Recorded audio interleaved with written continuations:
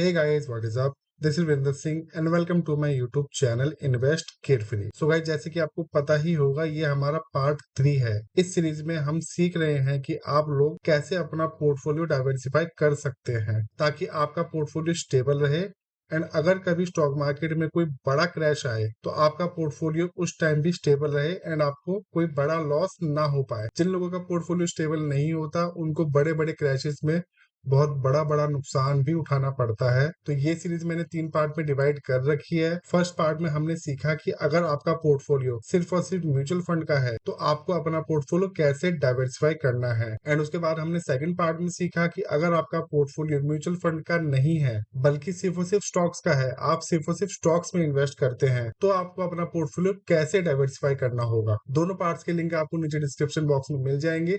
आप आराम से अपने हिसाब से अपनी वीडियो चूज करके देख सकते हैं एंड सीख सकते हैं कि आप अपना पोर्टफोलियो कैसे डाइवर्सिफाई करें। एंड आज इस वीडियो में हम देखेंगे कि अगर आपका पोर्टफोलियो कॉम्बिनेशन है, आप म्यूचुअल फंड एंड स्टॉक्स दोनों में इन्वेस्ट करते हैं, तो फिर इस केस में आपको अपना पोर्टफोलियो कैसे डाइवर्सिफाई करना है। देखिएगा, इस पोर्टफोलियो डाइवर्सिफाई करना बहुत ही ज्यादा जरूरी है। काफी सारे बिगनर्स यही मिस्टेक करते हैं कि अपना पोर्टफोलियो डाइवर्सिफाई करते ही नहीं है एंड अपनी सारी सेविंग स्टॉक मार्केट में इन्वेस्ट करते रहते हैं एंड लास्ट में जाके उनको बड़ा लॉस उठाना पड़ता है। गाइस, अगर आप भी ऐसे ही करते हैं तो एक दिन आपको भी काफी बड़ा लॉस उठाना पड़ सकता है। तो उससे अच्छा है कि वक्त रहते अपना पोर्टफोलियो अच्छे से डाइवर्सिफाई कर लीजिए ताकि आपका पोर्टफोलियो भी स्टॉक मार्केट के क्रैशेस के टाइम स्टेबल रहे एंड आपको ज्यादा लॉस उठाना ना पड़े। तो चलिए फटाफट से वीडियो को स्टार्ट करते हैं। तो गाइस, सबसे पहले तो हम देख लेते हैं म्यूचुअल फंड वर्सेस स्टॉक्स। आपको अपने पोर्टफोलियो के अंदर 70% सिर्फ और सिर्फ म्यूचुअल फंड्स रखने हैं एंड 30% ही स्टॉक्स रखने हैं। जी हाँ, ये चीज आप बहुत ही ध्यान से देख लीजिए। अगर आप चाहे तो आप इसका स्क्रीनशॉट भी ले सकते हैं।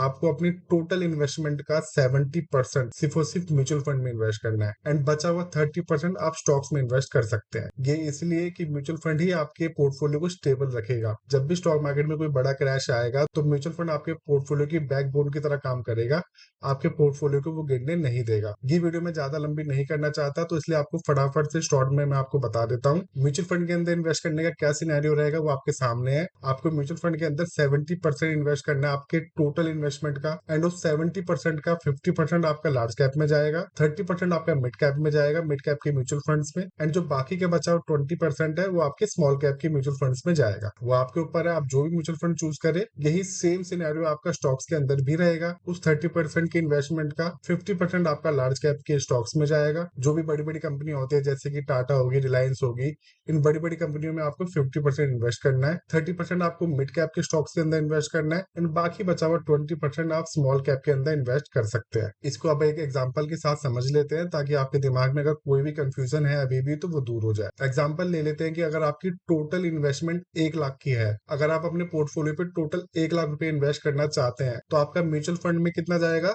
70,000 एंड स्टॉक्स में कितना जाएगा? 30,000। तो जो आपका 70,000 म्यूचुअल फंड के लिए आपने रखा है उसमें से 35,000 यानी कि 50% 70,000 का आपका लार्ज कैप की म्यूचुअल फंड्स में जाएगा, 21,000 आपका मिड कैप के म्यूचुअल फंड्स में जाएगा, 14,000 आपका स्मॉल कैप के म्यूचुअल फंड में जाएगा एंड अब जो 30,000 बचा हुआ है जो कि आपने स्टॉक्स के लिए रखा हुआ है, उस 30,000 में से 15,000 रुपए 15,000 आपके लार्ज कैप के स्टॉक्स के अंदर जाएगा, 9,000 आपके मिड कैप के स्टॉक्स के अंदर जाएगा एंड जो बचा हुआ 6,000 है वो आपके स्मॉल कैप के स्टॉक्स के अंदर जाएगा। सो आपको मैंने एग्जांपल के हिसाब से भी समझा दिया है। आई होप आपको सब कुछ क्लियर हो गया होगा। बट अगर फिर भी आपका कोई ना कोई क्वेश्चन या कोई डाउट रह गया है तो आप मेरे से नीचे कमेंट बॉक्स में पूछ सकते हैं। मैं जल्दी से जल्दी आपके क्वेश्चंस का रिप्लाई कर दूंगा एंड आपकी स्क्रीन पे दोनों पार्ट्स दिख रहे हैं, first part and second part. अगर आप सिर्फ और सिर्फ म्यूचुअल फंड में या सिर्फ और सिर्फ स्टॉक्स के अंदर अपना पोर्टफोलियो बनाना चाहते हैं तो आप इन दोनों वीडियो में से अपने अकॉर्डिंग वीडियो देख सकते हैं। मैं मिलता हूँ आपसे उसी वीडियो में, तब तक के लिए बाय।